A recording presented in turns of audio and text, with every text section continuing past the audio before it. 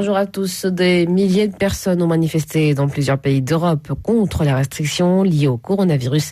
Des restrictions renforcées depuis hier en France et en Pologne, Allemagne, Pays-Bas, Autriche, Bulgarie, Suisse, Serbie, Pologne, France et Grande-Bretagne ainsi que le Canada ont tous connu des manifestations d'ampleur diverses contre ce qu'ils qualifient de dictature des restrictions sanitaires contre la pandémie.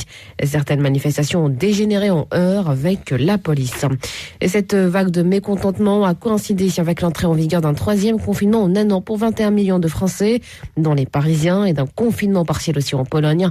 En France, ce confinement se veut plus souple qu'en mars 2020.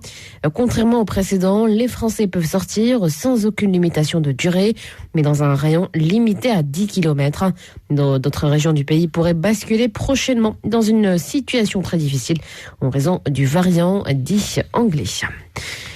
L'aviation turque a mené hier soir des frappes aériennes contre une zone tenue par les milices kurdes dans le nord de la Syrie, les premières depuis 17 mois. Un avion de combat turc a pris pour cible des positions militaires des forces démocratiques syriennes dominées par les Kurdes dans le village de Saïda, près de la localité de Ain Issa. C'est ce que précise l'OSDH, Observatoire syrien des droits de l'homme. Ces raids interviennent alors que les combats font rage aux abords de cette localité stratégique. Jour de vote au Congo-Brazzaville ce dimanche dans le pays. Le président sortant, Denis Sassou Nguesso, veut se faire réélire dès le premier tour face à 6 adversaires qui mettent déjà en cause la transparence du scrutin.